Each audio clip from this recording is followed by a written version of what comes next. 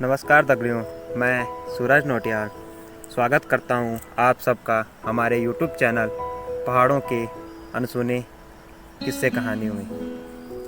तो जहां पर हम आपके लिए लेके आते हैं पहाड़ों में हुई कुछ अनोखी व अनसुनी घटनाएं। तो इसी क्रम में हम आज आपके लिए लेके आए हैं जो भगवान शिव के मंदिर पर आधारित है। शुरू करते हैं इस कहानी को बिना किसी देरी के।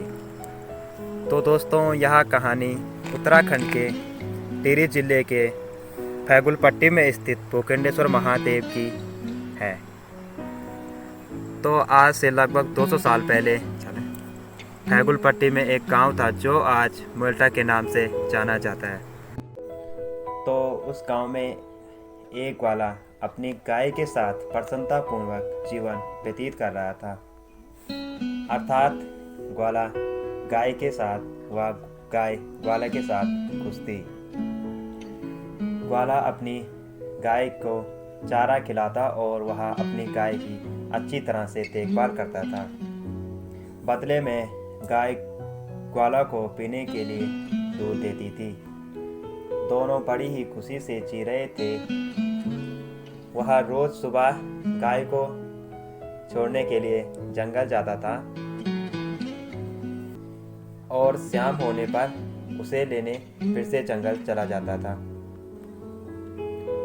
सब कुछ ठीक ही चल रहा था, तभी अचानक एक दिन गाय ने शाम को दूध देना बंद कर दिया।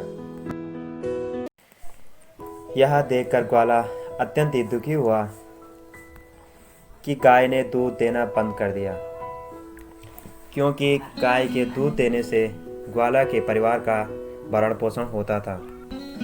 क्योंकि ग्वाला के पास अपने परिवार का पेट पालने के लिए जरिया नहीं था। वह ग्वाला वेद के पास गया और ग्वाला ने वेद को सारी बात बताई। यह बात सुनकर वेद ने ग्वाला को एक औषधि दी और कहा यह औषधि गाय को खिला देना। तो घर आकर ग्वाला ने गाय को औषधि खिलाई और फिर शाम को दूध निकालने के लिए गाय के पास चला गया।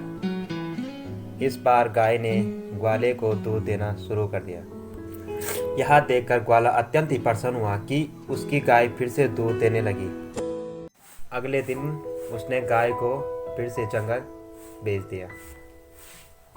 जब गाय शाम को लौटकर आई तो ग्वाला उसके पास दूध लेने के लिए चला गया। तो उसने इस बार ग्वाले को दूध नहीं दिया। यह देखकर ग्वाला काफी निराश हो गया कि अचानक उसकी गाय को क्या हो गया है, जो हर रोज दूध दिया करती थी, कि वह आजकल कभी दूध दे रही है और कभी नहीं दे रही है। अचानक ग्वाला के मन में शंका हुई कि हो ना हो कि जंगल में कुछ गड़बड़ हो रही है, क्योंकि 2-3 दिन से गाय घर में थी तब तो दूध दे रही थी और आज जंगल गई तो गाय ने दूध देना फिर से बंद कर दिया। ग्वाला वहां से चुपचाप चला गया। घर जाकर उसे रात भर नींद नहीं आई और वह यह सोचता रहा कि क्या किया जाए कि उसकी गाय फिर से दूध देना शुरू कर दे।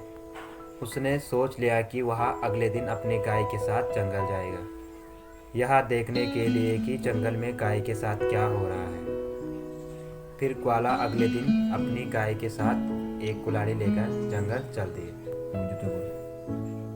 और वह गाय को जंगल में छोड़कर ग्वाला झाड़ियों के पीछे छिप गया, यह देखने के लिए कि गाय के साथ जंगल में क्या होता है।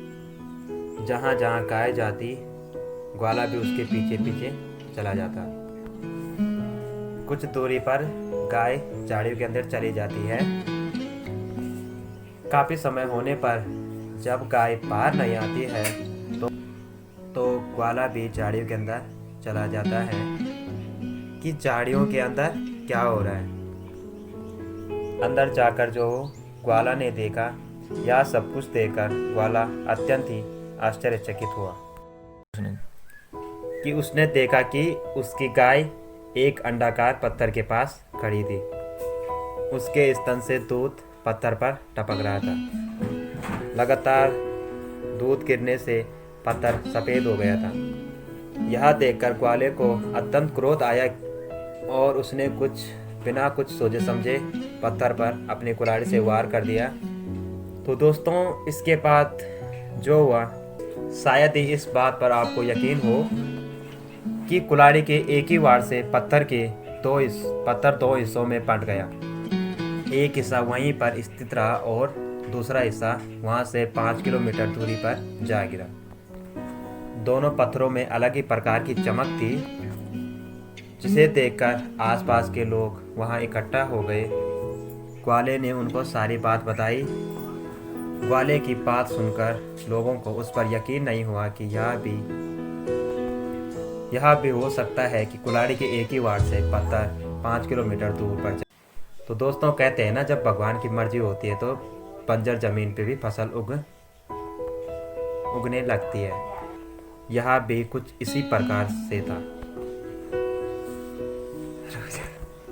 तो दोनों जगहों के लोगों ने आपस में बातचीत करके दोनों लिंगों को अलग अलग जगह पर स्थापित कर दिया। तो पहला लिंग भू यानी पृथ्वी से उत्पन्न हुआ, वह आगे चलकर भूखंडेश्वर महादेव के नाम से प्रसिद्ध हुआ। जो दूसरा लिंग था वो आगे चलकर चंद्रेश्वर महादेव के नाम से जाना गया। तो दोस्तों, यह दोनों मंदिर आज भी फैगुलपट्टी में स्थित है और सावन के महीने में भगवान के दर्शन करने के लिए लोग बड़ी दूर से वहां आते हैं। कहते हैं जो वहां जाकर भगवान शिव की सच्चे मन से आराधना करता है, भगवान शिव उसकी हर मनोकामना पूरी करते हैं। तो दोस्तों, इसी के साथ मैं सूरज नोटिया अपनी वाणी को विराम देता हूँ। तो दोस्तों, इसी प्रकार की रोचक कहानियों को सुनने के लिए हमारे साथ बने रहिए।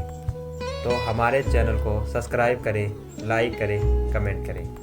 तो कहानी अच्छी लगी तो दोस्तों को शेयर करना ना भूलें। इसी के साथ आप सबका कहानी सुनने के लिए धन्यवाद और गुड लक।